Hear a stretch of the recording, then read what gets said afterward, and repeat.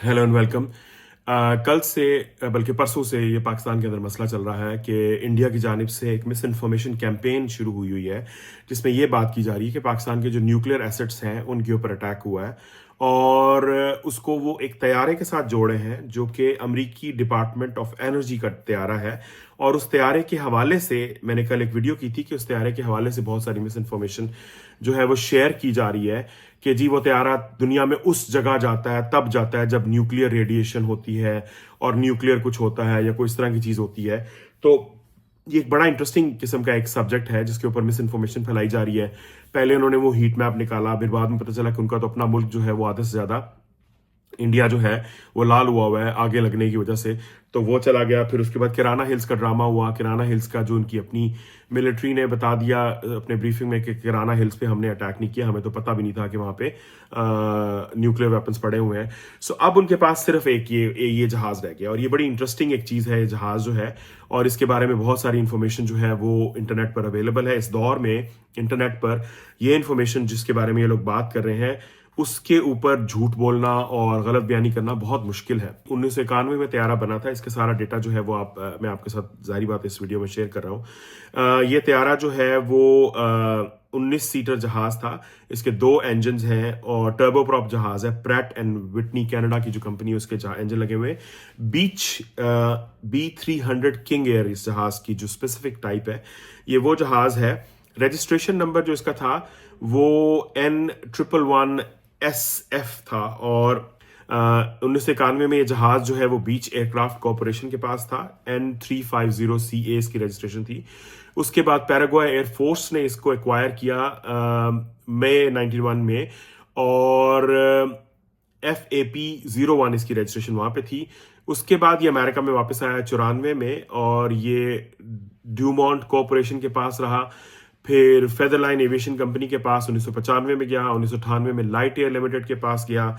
फिर पिटनी बाउस credit corporation के पास 98 में, यानी कि अप्रैल में एक कंपनी के पास आया लाइट एयर के बाद, और पिटनी बाउ के पास 98 दिसंबर में आया। और उसी महीने ये कॉन एग्रा INC के पास चला गया। 2002 में यह तैयारा जो है वो नॉक्स एयर INC के पास गया।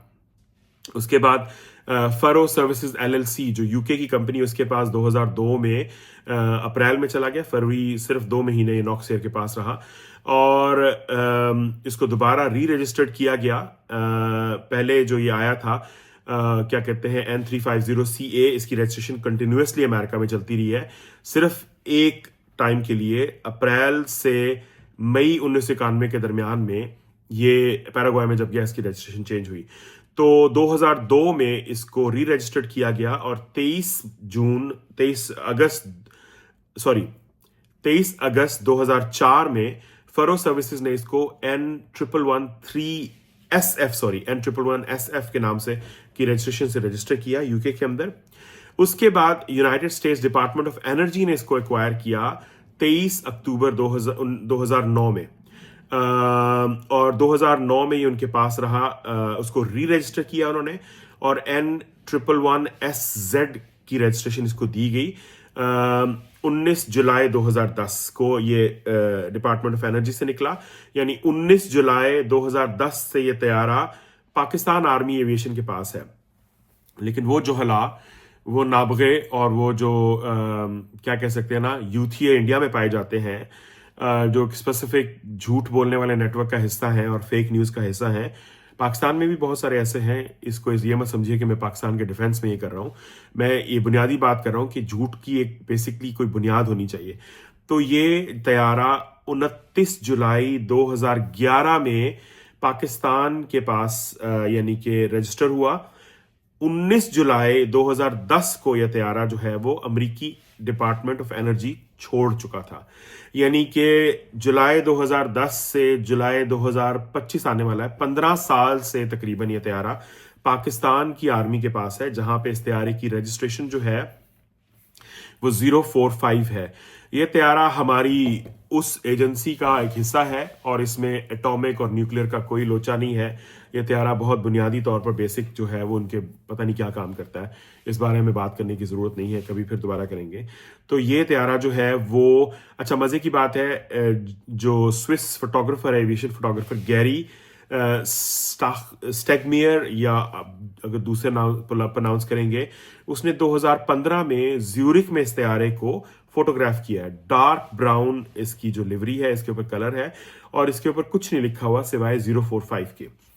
तो अब किसी जानवर ने, यानी अक्ल से पैदल इंसान ने, जिसने ये सारा झूठ फैलाना शुरू किया था, अगर वो थोड़ी सी मेहनत करता और अगर वो थोड़ी सी तवज्जो करता और थोड़ी सी गूगलिंग करता तो बेसिक इंफॉर्मेशन मिल जाती। लेकिन चूंकि इस जंग के अंदर जो सबसे बड़ा एक पैमाना था वो झूठ बोलना और दूसरे के खिलाफ झूठ का मुकाबला करना था, तो उसमें ये सारी चीज जो है वो पीछे रहेगी। तो ये तैयारा जो है वो पाकिस्तान की मलकियत है, ये किसी रेडिएशन लीक के चक्कर में नहीं आया।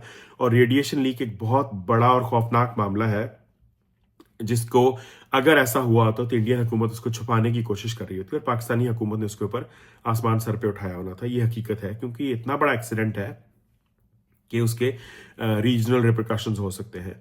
और अगर इस्लामाबाद में रेडिएशन लीक हुई है या किराना हिल में रेडिएशन लीक हुई है तो उसके असरात सिर्फ वहां तक नहीं रहेंगे, वो इंडिया तक भी जाएंगे। आई होप कि इन जोहला को ये बात पता है। जोहला बेसिकली ऐसे लोगों को कहते हैं जो पढ़े लिखे हों या अनपढ़ हों, लेकिन वो हरकतें जो है वो ऐसों की करते हैं जिनको कोई समझ बूझ नहीं होती, क्योंकि ये लकीर के फकीर हैं। एक ने झूठ बोला और वो सारे उसको कॉपी पेस्ट कर रहे हैं। बहुत शुक्रिया।